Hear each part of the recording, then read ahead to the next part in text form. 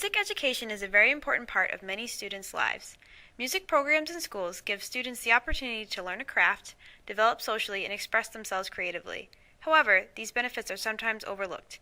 In recent years, music programs across the country are losing funds, many times before other extracurricular activities. In times where money is tight, students' best interests need to be kept in mind so they can be guaranteed a bright future. We still had band during the school day, and they were fighting all sorts of things, whether to, fund this, whether to fund that. The music teachers and a few other teachers, we voted to listen, that we would do all the extracurricular activities without pay if necessary for 1 year. Edward Sterling, the head band director at Manchester Central High School in Manchester, New Hampshire, sat down with me to tell me about his school's current financial situation. We started on that. Halfway through the first quarter, they found money to pay teachers for extracurricular, which helped us. We had no money this year for new instruments. We had no money for music. We had no money for repairs. The general population doesn't, again, always understand the benefits of how the music program, they see the outward activities that we do. They see the concerts. They see the parades. They look at that. They like that. They think it's fun. And they're right, it is fun. But they don't fully understand the benefits. One benefit that comes from studying music is improved math skills. According to a study done by the Texas Commission on Drug and Alcohol, a group of second graders who were taking piano lessons at the same time as using a math software program scored 27% higher on proportional math and fraction tests than children that were only using the math software.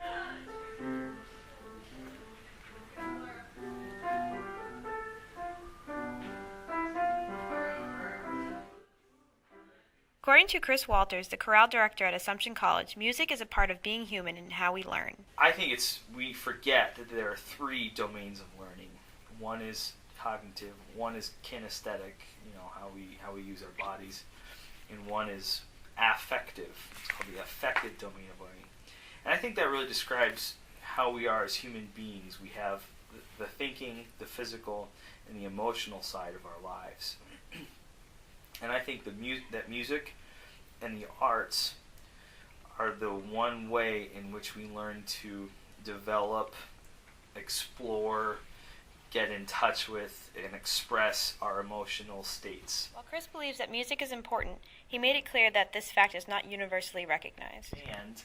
And singing in a choir isn't as sexy as the football team is on Friday. I mean, this is the way our society has developed, and NCAA March Madness isn't as cool as all-state choir competitions. I get that, but if we're going to truly believe in what we talk about, again, in the cognitive domain of learning, and we're going to also emphasize this, the kinesthetic domain of learning in athletics and whatnot, then I think we should be equally attentive to how we deal with the affective domain of learning with our students, which includes providing instrumental repair budgets and choir robes and music and the nice cargo bus that will take us to Chicago, and not just the yellow school bus that we have to pack ourselves into because we're not funded like the football team is. So all those little anecdotes, yes, I feel like the arts are marginalized to some degree with respect to the things like athletics. So how do we keep music education from being marginalized in our schools? Many foundations have been started to specifically benefit music education programs. The Mr. Holland's Opus Foundation was founded in 1996 by Michael Kamen, who composed the score for the popular movie.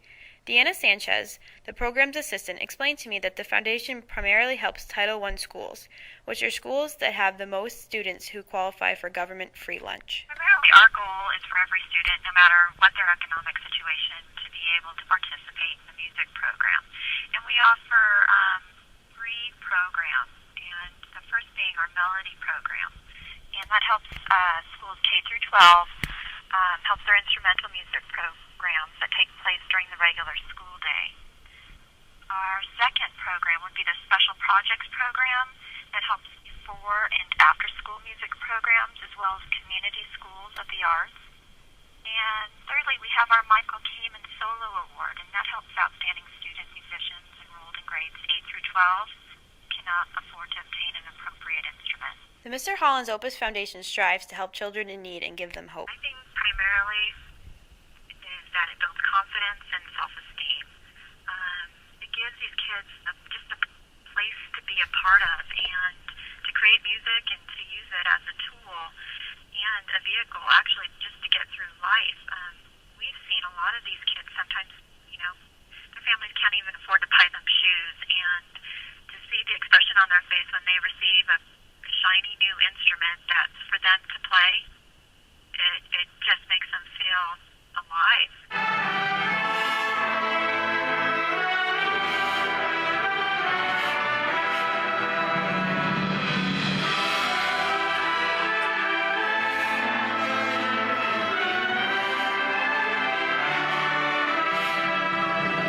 A music education can be what a student needs to get into college and have a successful career. Maxwell Osier, a high school senior, credits his success and acceptance into college to his involvement in music extracurricular activities. Music has definitely helped me come out of my shell and be a lot more confident, if you will, and in meeting people and just, going for what I want to do, which is acting. And with pursuing acting, you really have to be kind of out there and definitely open to meeting new people. And my freshman year at Central, I was kind of like eyes forward, like not really talking to anyone, don't start any trouble and stuff like that. Now I'm just like, hey, I'm on student council, I do like whatever I want, and people either don't care for it or they're like, hey, you're Max Osier. I'm like, yeah, I am. Music, well, it's helped me get into college just through my extracurricular activities on my applications and everything. It's given me at least 2 other extracurricular activities to put on my application, so that definitely boosted it a lot, because that gave me like a total of 6 extracurricular activities. Maxwell found out early on that music and theater were his passion. I first really started in elementary school. It was either 4th or 5th grade. 5th grade, I believe, where we had to do a little show about the English Parliament, and it was the best time ever, though. We were on stage and we had little music stands of our scripts. We didn't even memorize it. We focused mainly on making the guns in our costumes and everything. But I really enjoyed that experience. So when I got into middle school, I started doing the drama club, and every year I did shows with them, and we had improv classes and everything. And by the time I was ending middle school, I started doing shows at the Palace Theatre in Manchester, New Hampshire, and that's just really where it took off. I started. They gave me dance experience, voice experience, like singing, and just that stage is totally like that's where it happened. The magic happened. I caught the bug. Most likely be majoring in theater. It's definitely given me a substantial base just to get the ball rolling. I know, especially with dancers, a lot of people don't start until they're maybe like juniors or seniors in high school. And with me, I've started. I know this is a theater, but I've started in middle school. So when I get to college, it'll just be advancing my work. It won't be learning from scratch. And so that ultimately will hopefully lead to a very successful career. For students like Maxwell, music can be the tool that will help them develop socially, express themselves, and ultimately help them get into the college of their choice. Music education needs to be seen less as an activity and more as an opportunity to help students succeed.